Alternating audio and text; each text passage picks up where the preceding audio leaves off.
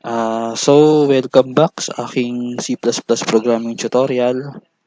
Part 2 na po tayo ng pag-aaral natin ng C++ programming language. So, recap lang po tayo sa ginawa nating program nung last video. Bali, yung program natin last video po is nag-output tayo ng string of word, yung hello world. So, kung gusto nyo pong balikan or kung hindi nyo pa po napapanood yung pinaka-umpisa ng C++ programming tutorial, nasa baba po, nasa description po yung link. So, yun, nasa description po yung link ng part 1 ng C++ programming tutorial ko. Maigi po kasi na maumpisahan nyo yung lesson or yung tutorial ko sa C++ programming kesa sa tumalon kayo dito sa lesson 2. Dito sa lesson 2 ko or part 2 ng tutorials ko kasi maguguluhan po kayo pag di nyo naumpisahan.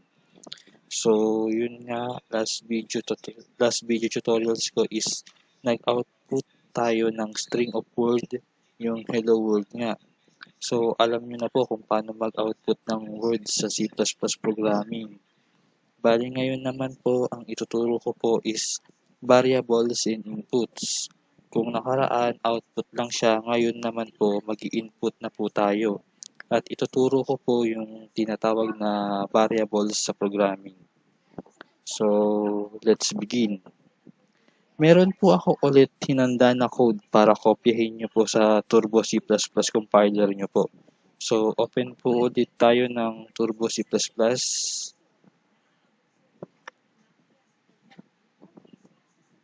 Nakaraan po, tinuro ko na po kung paano mag-open ng Turbo C++. Open nyo lang yung application, then start Turbo C++. Yan, tapos mapupunta na po kayo sa DOSBox, then click File, and then New. Yan, tapos pwede na po ulit kayo dyan mag-code. Close ko na lang tong sa akin kasi nga sabi ko nga po may hinanda na akong code para copyin nyo po. Close ko na lang po muna. Pakita ko po yung code na kokopyahin nyo ngayon.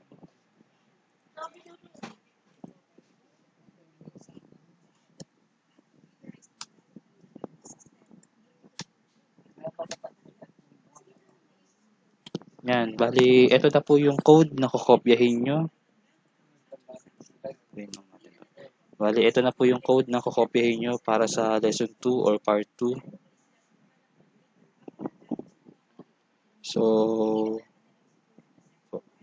So, kopyahin nyo na po to, post nyo po uli yung video, then kopyahin nyo po yung code. Medyo mahaba lang siya yung code kasi hindi siya kasya sa isang screen. So, ganito na lang po gawin nyo. Hanggang gauge lang kasi siya sa isang screen. Tapos meron pa siyang kasunod sana yung return 0 tsaka yung closing bracket. Closing curly bracket. So, ganito na lang po gawin nyo. Post nyo yung video, then copyhin nyo muna itong code na to hanggang gauge. Then, pagkatapos nyo pong makopya hanggang gauge, ito naman po, ayan, post nyo ulit tong video. Then, yung kasunod, yung kasunod na code, kopyahin nyo na po. So, hintayin ko po ulit kayo na makopya yung code. Sige po.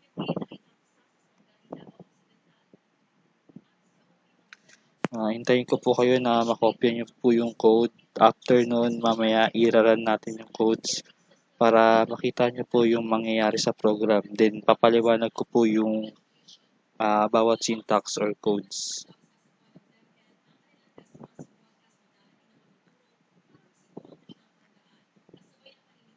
So, kung tapos nyo na pong kopyahin yung codes tulad po nung nakaraan, save po muna natin.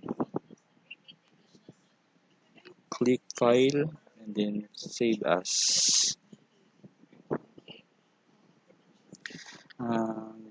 Tapos yung file name na gusto nyong ipangalan.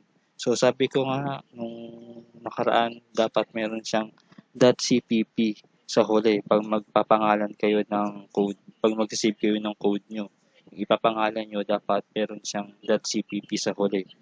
So, sa akin, ipapangalan ko na lang siyang input variables variables.cpp. Yan. So, kung gusto nyong kopyahin din yung ah, file name ko, pwede din naman po. Nasa sa inyo po yan. Then, click OK. Yun, meron na palang meron na palang nakasave. Nasave ko na pala siya kanina. Pero override ko na lang. Kayo, kung wala pa kayong nakasave na ganung file name, save nyo na lang. Basta ang mahalaga meron siyang .cpp sa huli. So, yan. Na-save na po natin yung code. Then, i-run na po natin yung code para makita natin kung anong kalalabasan ng program. So, run na po natin. Click run. And then run. Yan. So, ang nakalagay po is enter a number. So, input tayo ng kahit anong number. Try na lang natin 14. Then, enter. Yan. Ang lumabas naman po is, please type your favorite color. Type daw tayo ng favorite natin na color. Type na lang natin na red. Tapos enter natin. Then lumabas po yung the number you enter is 14. Your favorite color is red. Then enter po tayo or press any key para mag-exit na yung program. So nakita po natin yung program, nag-input tayo ng number and yung words na kung anong favorite color daw natin. Tapos nag-output siya ng yun nga yung tinype natin na number at kung anong favorite color natin. Try po ulit natin i-run yung program. Pero this time, ibahin natin yung i-input natin. Run natin ulit.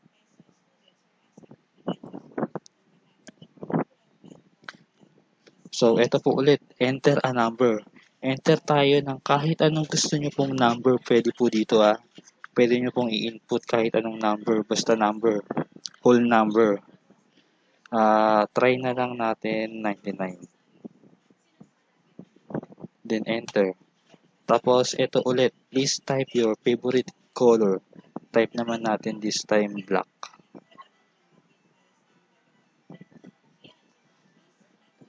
Then enter. Yan po, lumabas yung output na the number you enter is 99. Your favorite color is black. So, yung program, nag-i-input tayo ng number tsaka string of word. Yun nga, yung kung ano daw favorite color natin. Tsaka niya ina-output kung ano yung in-input natin na number at yung word na favorite color daw natin. So, press any key para mag-exit yung program. So, paliwanag ko na po yung codes ng program natin ngayon. Tulad nung nakaraan, dalawang header library yung ginamit natin, which is yung IOStream at Conyo. So, pinaliwanag ko na po sa last video ko kung para saan yung header library. Nasa description po yung link sa baba kung gusto niyo pong panoorin yung last video tutorials ko. So, IOStream at Conyo header library. IOStream at Conyo header library po ulit yung ginamit natin na header library. Tapos, main function. Tapos, yung mga codes na nakapaloob sa main function. Yung mga nakapaloob sa kanya, simula kasi dito sa open curly bracket, yan. Pagkatapos niyan, hanggang dito sa closing curly bracket, yung mga nasa pagitan niyan, yan po yung mga code na nakapaloob sa main function. Yan mula int hanggang return 0. Yan po yung mga code na nakapaloob sa main function. So, una, int number, tsaka car color na may 30 sa loob ng bracket. Ano po ba yan? Nakaraan kasi wala yan sa code natin.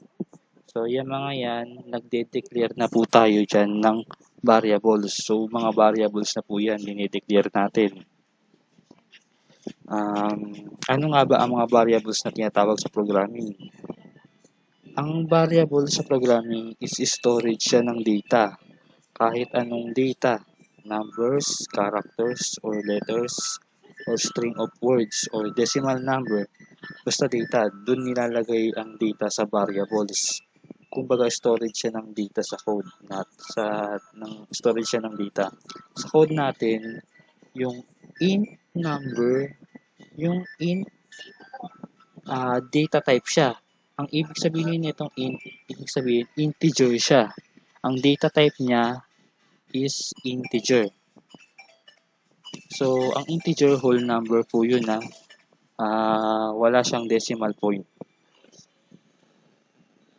So, sumunod yung number. Itong number naman na po to, yan po yung pangalan ng variables. Sa pagpapangalan po ng variable, kayo po ang magbibigay ng pangalan. Kahit ano po pwede. Pwedeng X, Y, or say, or words pa yan. Basta sa pagpapangalan, kayo po yung magpapangalan ng variable name. Basta ang mahalaga, pag kinall out nyo na yung variable at gagamitin nyo na siya, dapat kung ano yung pinangalanan nyo sa variable na yun, pag kinall out nyo na sa codes nyo, dapat parehas sila. Kung pag small letter, pag capital po, walang labis, walang kulang, parehas dapat. Pag nag-declare kayo ng variable name at pag kinall out nyo na siya sa code nyo. So sa atin, yung int number,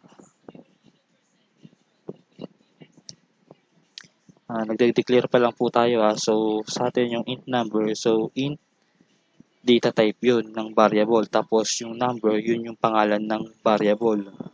So pag kinall out natin po siya sa codes natin, dapat number din yung itatype na code pareha sa dineclare natin para ma-determine niya na yun yung variable na tinutukoy mo sa codes. Then data type niya is int. Yun nga, integer, it means whole number po ang pwede maging value na ni variable na may pangalang number. Sumunod, car color, tapos may 30 siya sa loob ng bracket. So, nag-declare ulit tayo ng variable. Yung car na yan, data type, ibig sabihin po niyan, characters. So, pwedeng letters, basta characters. Tapos yung color, yan po yung variable name. Tapos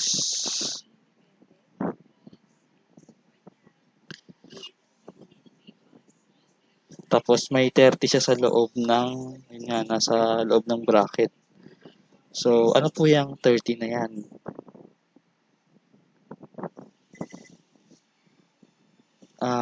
Kung mapapansin niyo po pala, yung ginawa kong pangalan ng mga variable, number, tsaka color. Sa pagpapangalan kasi, sa akin kasi ginamit ko yung pangalan na number tsaka color kung mapapansin nyo. Specific kasi po ako magpangalan ng variable. Karamihan din sa mga programmer ganun. Kasi mas madaling tandaan pag kinall out nyo na siya sa code nyo kaysa sa magpapangalan kayo ng X, Y, say, pero nasa sa inyo po yun, pwede pa rin yun. Ganun lang po talaga ako magpangalan ng variable. Mas specific, mas madali kasing tandaan at i-call out sa code. So, color yung variable name niya. Yung pangalawang pag-declare natin ng variable. Character, which means character yung means character yung data type. Tapos color yung variable name. Tapos, sa loob niya ng bracket, 30 ang nakalagay. Ano po yung 30 na yan? Array po yan. Ibig sabihin, 31 characters ang pwedeng ilagay sa variable na color o yung may variable name na color. Ang tanong, bakit 31 characters? 30 lang nakalagay, di po ba? Ang paliwanag dyan array start with 0. Ibig sabihin, may bilang ang 0 pag sa array. So, pag binilang nyo from 0 to 30, 31 po ang bilang nun. Bilangan nyo po, isama nyo yung 0 hanggang 30. 31 po ang bilang nun. So, character, data type ng variable, tapos color, variable name niya na may 30 na array, ibig sabihin 31 characters. So, yan po, nakapag-declare na tayo ng dalawang variable, yung number at color. Then next is CLRSCR. Alam nyo na po, pinaliwanag ko na last video yung syntax or code na yan. Yung CLRSCR, which is clear screen. Kung para saan ba yan. Then, Cout, alam nyo na yan, output. So, kung nakita nyo kanina yung program, yung unang lumabas is enter a number. Kasi yun yung code nakalagay sa unang Cout. Enter a number. Kung mapapansin nyo po, may \n tapos may \t. Then yung enter a number. Yun yung nakalagay sa loob ng double quote. Ang tanong, bakit kanina yung nag-run yung program natin, ang output niya lang is enter a number.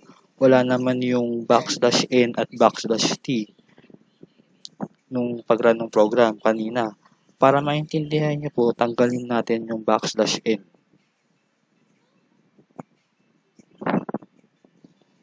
Tanggalin natin yung \n tsaka \t para maintindihan nyo kung para saan po ba yun. Itira lang natin sa loob ng double quote yung enter a number, then run po natin. So, nakita nyo po, yung output na enter a number, wala siyang margin. Wala siyang margin sa taas at wala din siyang margin sa left side. So, nasa pinakasulok siya. Sige po, para bumalik ulit tayo sa code, input na lang po tayo ulit.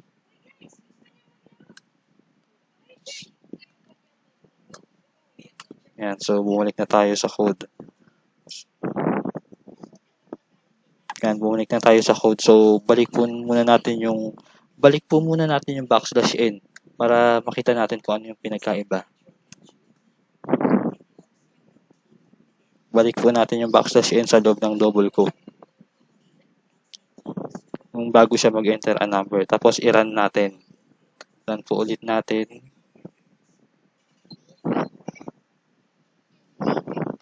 So, yun. Nakita nyo po, napansin nyo po, lumaktaw siya ng isang margin from top nung nilagay natin yung \n. So, sa madaling salita, ang paglagay ng \n sa loob ng double quote, it means next line siya. Nagma-margin siya ng one space from top. Kung pagkatawag namin sa \n is next line. So, input ulit tayo para bumalik sa code.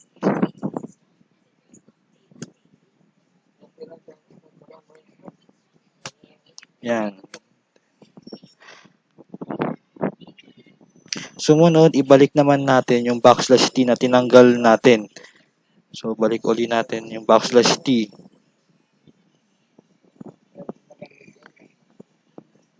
Yan, balik natin yung \t sa loob ng double quote. Then, run po ulit natin yung program.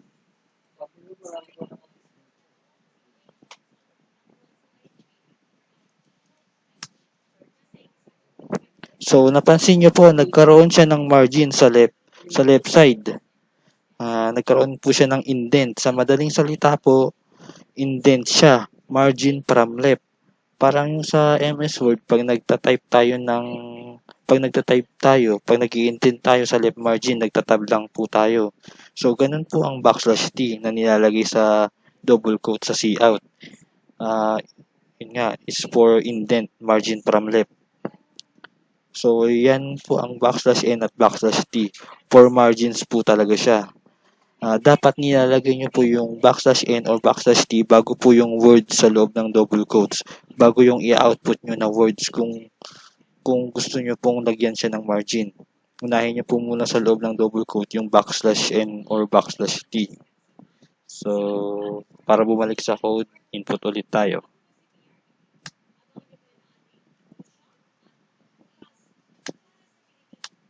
Yan, bumalik na tayo sa code. Pagkatapos nung Cout, enter a number, ang sumunod na code is scene number. So, Ano po ang scene? Nung last video, wala to sa code natin. Bale, ito na po yung input. Yung pag-run natin ng program, di po ba ang unang output, enter a number, tapos mag-input tayo ng number. So, sa code natin, syempre, after kasi ng cout, enter a number, sumunod is scene, which is input. So, ganyan po ang format ng syntax or code ng input. Ta-type nyo po, scene, tapos dalawang greater than. Kung mapapansin nyo po sa output sa cout, dalawang less than. Sa input naman, kabaliktaran, dalawang greater than siya. Po. Pagkatapos po ng greater than na dalawa, yung variable na po kung saan ibig sabihin yung i-input mapupunta sa variable na kinall out natin, which is sa code natin kinall out na natin si number variable kasi tinype na natin sin tapos greater than then yung variable name na number. Kadalasan kasi pag nag-input ka kasama yung sa variable, dun mo nilalagay yung input mo sa variable. So yung input mo mapupunta dun sa variable. So yun na yung value ng variable na yon. So pag nag-input ka ng 30 or kahit anong whole number, may i-stored na siya sa variable na name, na number pala. Variable name na number. Kasi nakalagay sa code natin is sin. Then number which is variable yun. Kanina po nag-declare na tayo ng variable. So ito nga, isa sa mga dineclare nating variable is si number. So ngayon naglalagay na tayo ng value sa variable na yun, which is yung i-input natin pagkatapos ng enter a number. Mapupunta siya dun sa number na variable. Dun siya may stored. So paalala ko lang po mahalaga po na dapat mauuna po muna yung pagde-declare natin ng variable kaysa pagko-call out nyo ng variable na yun sa code natin. Yun nga, mahalaga po na mauna yung pagde-declare kaysa sa pagko-call out nyo ng variable. So, sumunod na code is cout. Yun nga, /n/t. Please type your favorite color. So, yun po, lumabas nun. Pagkatapos natin mag-input ng number, yun na po yung lumabas. Please type your favorite color. After natin nun, mag-i-input tayo. So, ang sumunod kasi na code nun is scene color. So, input ulit tayo. Tapos, yung i-input natin, mapupunta naman siya dun sa variable na color, which is character yung data type niya na may 31 characters yan ibig sabihin. Kasi nga array yan.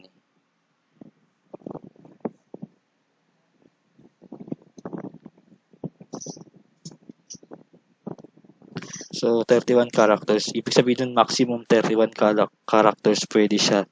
So, pag nag-input tayo dyan, tingin ko naman hindi lalagpas ng 31 characters yung mga color Yung example, red, violet, green, yellow, pink, or black. Hindi naman lahat yun nalagpas sa 31 characters. So, yun nga, in-input natin this time, mapupunta siya sa color na variable. Then, after ng scene, yung dalawang cout na the number you enter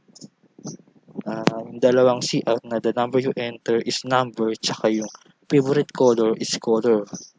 Kung mapapansin nyo po, kinall out natin yung variable through cout. True output po siya. May value na po yung dalawang variables, di po ba? Dahil sa mga in-input natin. Kasi yung mga base sa code natin, so sumunod, in-output na natin siya, yung mga variable na may value. So, mga in-input natin, ma-output lang siya. Kaya kung in-input mo is number 22, sa number na variable, dun siya mapupunta din. Red yung in-input mo, tapos mapupunta naman siya dun sa color na variable. Yun po yung mag-output, 23 at red. Ganun po kasimple yung program. Nag-input tayo, Tapos in-stored natin yung mga in-input na yun sa mga dineclare natin na variable para magka-value siya. Then in-output na natin yung mga value ng variable na yun. So kung ano yung input natin, yun din po yung i-output niya. Kung mapapansin nyo po sa code natin, yung format ng cout, yung in-output po natin, yung mga variables after ng double quote, meron ulit siyang dalawang less than tapos variable name. Yung kino-call out natin na variable, ganito po ang format ng pag-output ng variable. Hindi po siya sinasama sa double quote. Ito, yung number at color, pag ina-output mo siya, hindi siya kasama sa double quote. Kung mapapansin nyo yung format.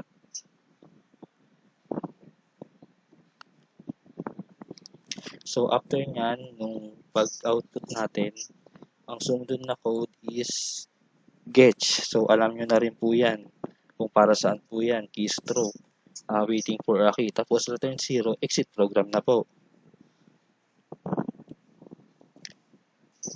So run po ulit natin yung program para mabilis ang pagpapaliwanag. Run natin siya. Ay, ano yun? Yung napindot ko. Malakihin ulit natin. Run po ulit natin siya.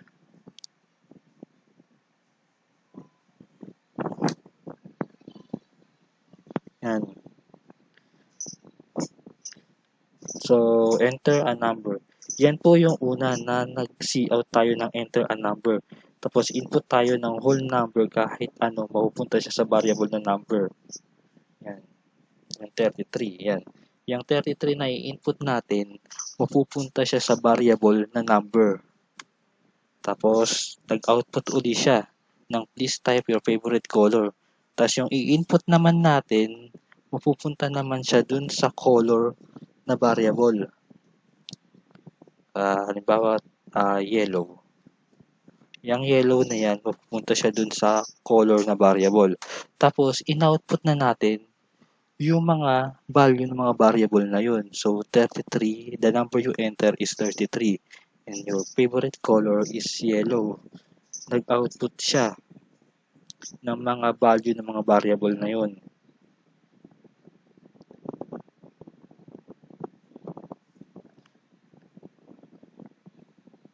So, yan po yung program natin na kinode natin ngayong lesson 2 or part 2. Balik natin ulit sa code. Ayan.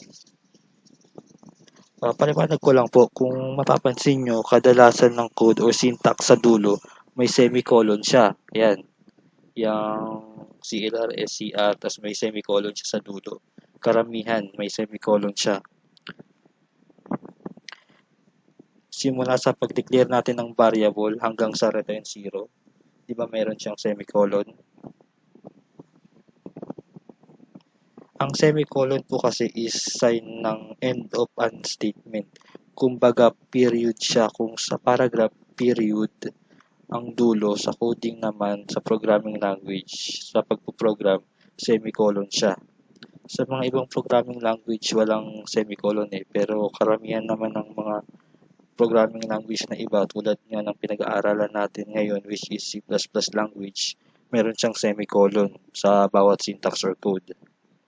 So, dito po ulit nagtatapos yung part 2 or lesson 2 ng C++ programming tutorials ko. Kung may tanong po kayo regarding sa tutorials ko, sa mga codes, free to comment sa video ko, then tatry ko pong sagutin. Oy, lobat. Then, yun nga po, tatry ko pong sagutin yung mga tanong na yun. So, like and subscribe lang sa video at channel ko. So, see you next video.